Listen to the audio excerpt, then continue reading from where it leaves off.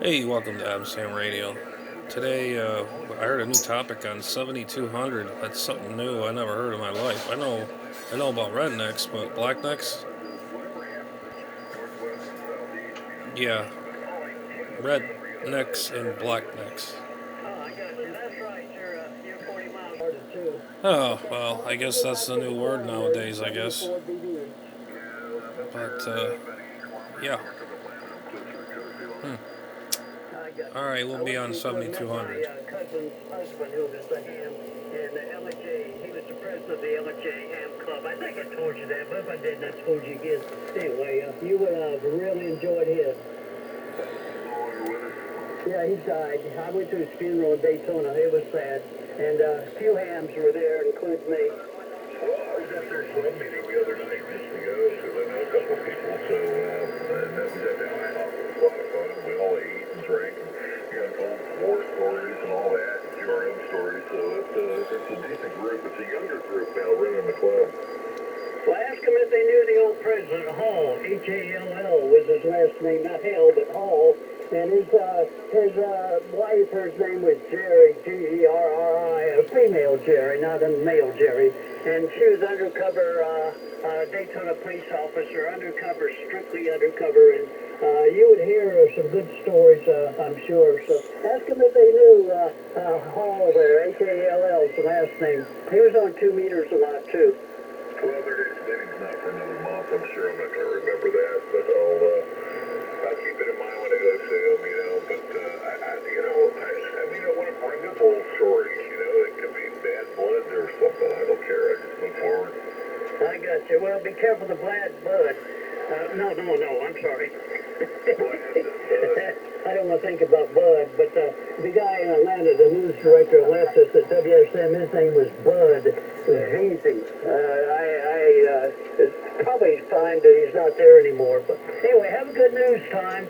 Watch the ball game, and we'll see who gets the best of whom. We'll see you later. Tom, take care. And Horace, you take better care. W4BDH.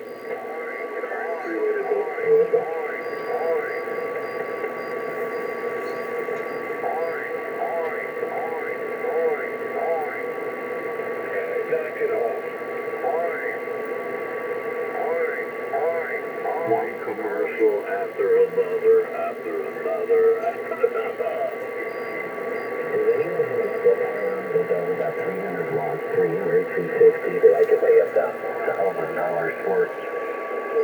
Yeah, I'll hook you up. I'm talking to him now. Could you ship it and make sure the UPS destroys it? Absolutely. Thank you, sir. Bye-bye.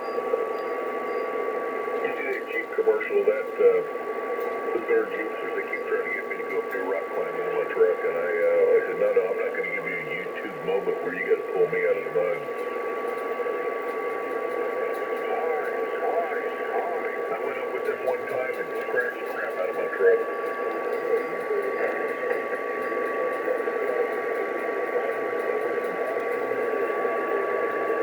Yeah, the T-Rex, the Ram T-Rex at 702 horsepower, and they got the Hennessy version, which is 900 to 1,000 horsepower. So I'll be taking that racetrack over to Dahlonega every week.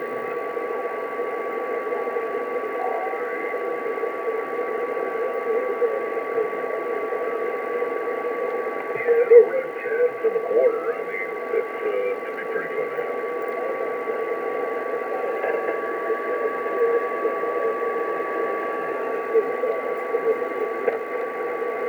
I mean, think about it. A street legal vehicle running 10s and a quarter. Surely the Fed does that, does it? Yeah, Hellcat Challenger. Well, the Hellcat Challengers are still 5.7s. I mean, if they have a afterburner on them or something like that, you might get 600 horse out of that. I don't know. I heard they were 730 horsepower, and I've seen video where they outrun damn helicopters. That's what the standard Ram T-Rex truck is. It's a 702. That's a Hellcat engine. And it's gas, too. It's not diesel. Yeah, it's gas. Yeah, that's the only reason I got caught in Red Out.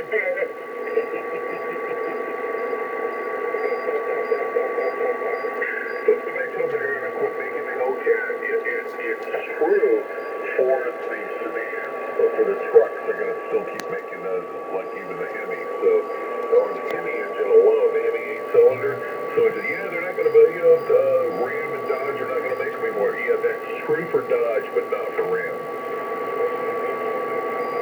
They're still going to be running the V8s in the truck, so it's kind of stupid if they don't. He said Ram.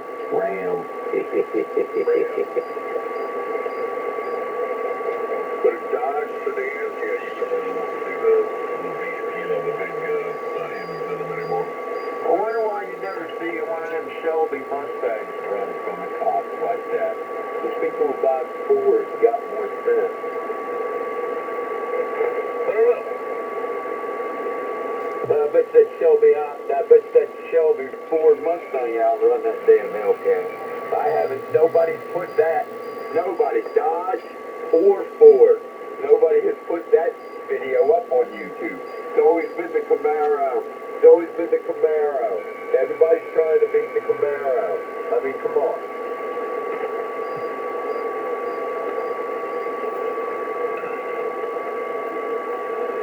South of Lambo. I had a 69 Mustang back in the day. It didn't do a wheelie in second gear. The muscle in your leg. I had a 69 Mustang. It was badass.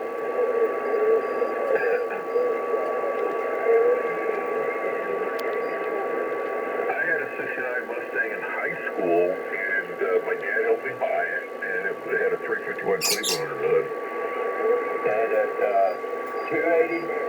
No, had the 30, what was it, 302, had the 302, and automatic transmission was what gave it the work to lift the front end up with this damn rear end. We had 411 flip flop traction in the back of it with 50 Mickey Thompson 50s on the back. I was running Kragers and 60s on the back of mine. Your daddy buy those too? No, Daddy didn't buy mine.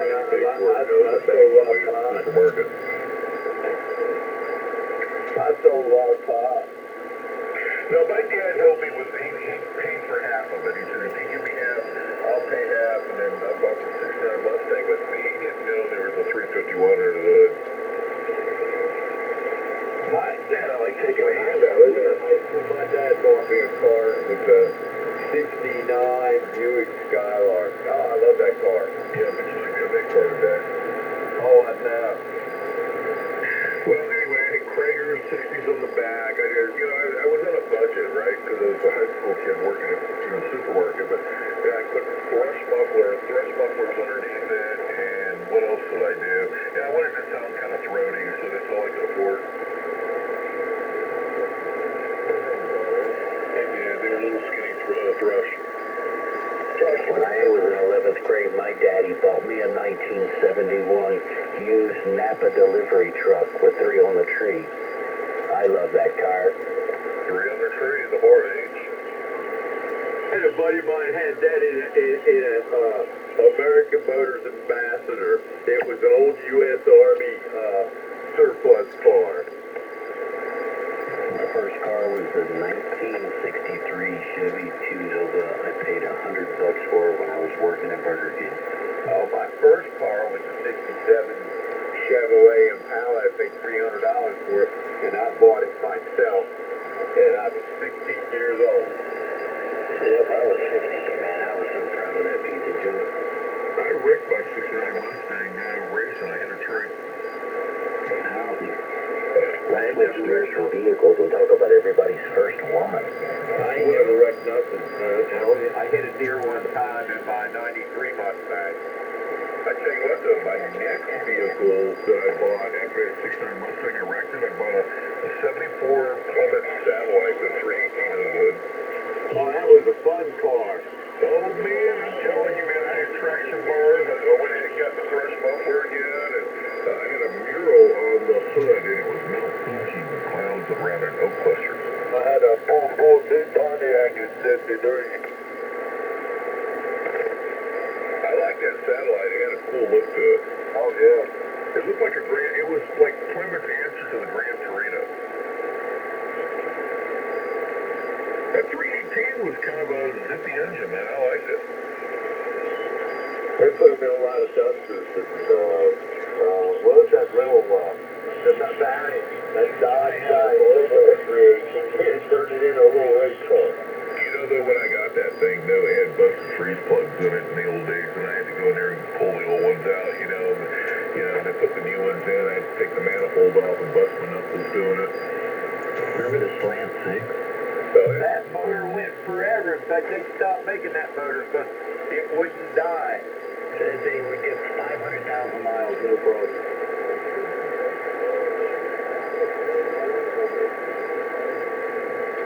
Yeah.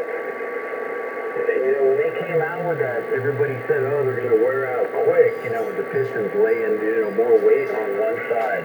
And it never came true. However, I knew a girl that had one of them in a little Dodge Valiant. The green Dodge Valiant with the what was it, sunburn laying down roof. You know, when I had that Mustang, my brother had a car that was better than mine. It was really a badass car. He had a 69 Roadrunner Super B with a 440 Magnum. Oh, back then, that was the baddest car you could ever own back then. Oh, my God. That thing, I tell you what, it was. I went and took it through a test drive one time. I was 18, and I was getting down on it, and I went through a school zone and got pulled over. Yeah, the six-pack. Oh, no. Oh, back in those days, that was, in Maryland, the Super B was actually illegal in Maryland. Yeah, 440 Magnum was a badass engine, man. The GTX, Roadrunner GTX. I don't remember it being a GTX. I just remember it was just a Roadrunner Super B with a 440. Well, the 440, when you said 440, that's why I said GTX. Because I thought that they had the smaller motors in the Roadrunner, and they didn't put the GTX on the logo on it to represent that large 440 motor. Well, I mean, I remember the motor was a 440 Magnum. That's all I remember. It wasn't a super Hemi. Oh, I don't know. I mean, you're asking me to think that 40 years ago. Yeah, I know. I got tech problems.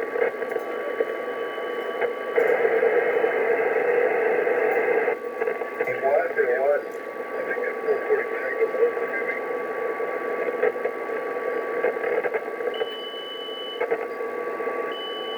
That was a badass car, man. I like the style and the looks of that 69 Roadrunner. Super B. I can't believe how many commercials are on here. I remember the Coronet. You remember the Dodge Coronet? Yes. You remember the GMC Rambler? Oh, yeah. Oh, I remember my mom had a Rebel. That's when I studied, got my driver's license in. Was the 1969 American Motors Rebel.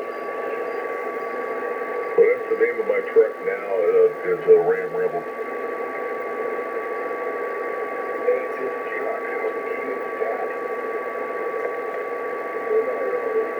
I didn't name my truck, that's the model number. Our make and model is a Ram Rebel. They actually make that. Look it up, no. Yeah, that's damn, I mean, somebody said, oh, he named his truck. I didn't name my truck. That's the model number. I'm waiting for somebody to start screaming, oh, that's racist, they're a rebel, ah! No, I don't have that problem in North Georgia. Yeah. I can drive that truck anywhere I want, nobody says boo. But I do want to trade it in. It's paid for. It's a badass truck, the one I have now. It'll run. I mean, it's got that 392 rear end on it. And, yeah, it's got the 5.7 Hemi on it and a couple of, I'll just say, additives on the top of the engine, wing.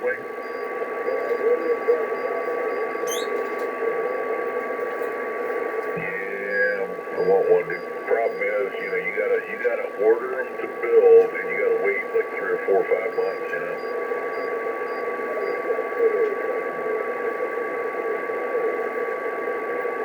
Yeah, I gotta get a little more money. I gotta save some more quarters. Still on my hand here. I am looking for an amplifier that's 250 to 300 watts output. Around $1,000. Around $1,000 over.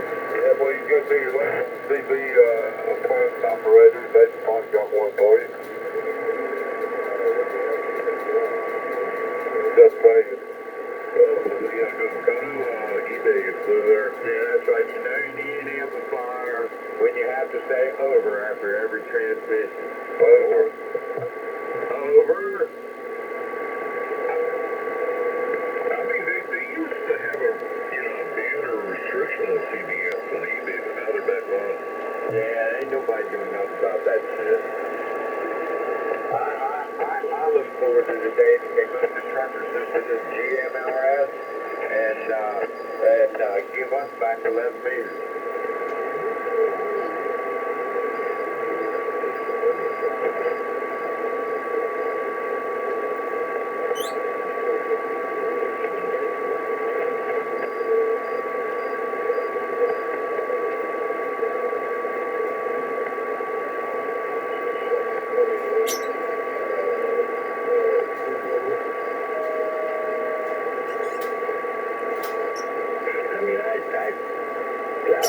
I really don't want to spend less than 1,000.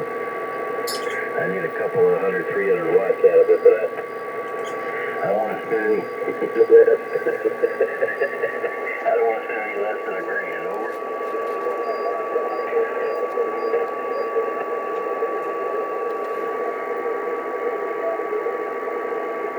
I got a better idea. You can do what I did, buy the REDNECKS HLA 150, spend another $70 and buy 2SD 1466. I don't know, I have to look up the transistor number and change those out. I get 350 on 40 meters and about 450 on 80. All invested money totally in this amp is about $500. That's including the power supply. You're running those transistors on 40 and 80 and 1446s. I can't remember what the first part of the nomenclature is. Yeah, I think they're 1446s. At 80 meters, they're good for over 200 watts apiece. On this one, like I said, I'm doing 350 and I'm not pushing it. It's just cruising along. But like I said, I got about $500 invested in it. The amp and the power supply are smaller than my 7300, so it doesn't take up any real estate at all. My next question about it is I always thought that, the reason why I asked, because I always thought that the cutoff frequency for a 1446 was 20 meters. In other words, you didn't use that transistor or anything less than 20 meters. No, it's actually 3 megahertz up to 50 megahertz. The amplifier originally comes with MRF 455s, which are 3 to 28 megahertz, and you only get about, on these frequencies, I think when I bought it, I was getting 200 watts on this band, and maybe 250 on 80, and then I just upgraded the transistors after doing some homework. Yeah, the 455 on 1446. Maybe they made some changes with that transistor. I don't know. But, yeah, well, I remember the 455s. I mean, you put any kind of SWR load on them, they pop. Yeah, they are fragile. But, like I said, I did some homework. I upgraded to the SD1446s, and I can actually push it hard enough. I've seen 500 watts on 80. But I don't push it like that. I keep it around 400 on 80 and around 300 on this one. I mean, I'm doing a little better than 300 here. And that's without pushing it. And I've had it this way for, I don't know, a long time, and I've never had an issue. Well, have you gone up the spectrum any more than this one? Yeah, I've worked 20, distance radio doesn't have 11 meters, but on 10 meters, I only get 200 watts out, barely. But you got $500 in it, right? Yeah, but what do you driving? A little less, maybe a hair more, but not much more than that. What are you driving? My problem, I can't go any less than $1,000. I mean, I really want to sink $1,000 into one. All right, you're just being sarcastic, but anyhow, I was just trying to help you out with something that's really small and quiet and very efficient.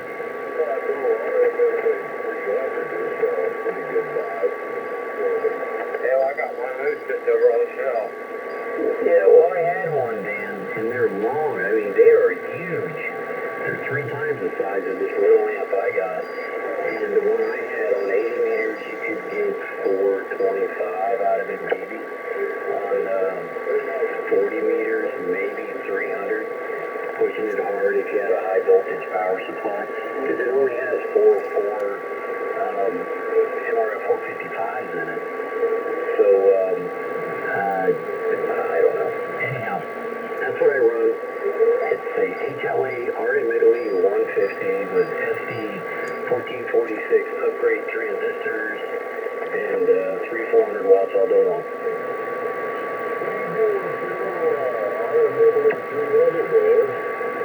Just sitting up there on the shelf. No, not really. I was thinking about using it in the car or what.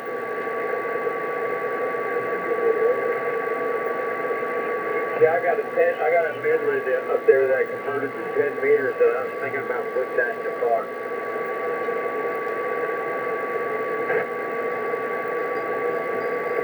With the band opening up and whatnot, I thought maybe I'd have some fun with that.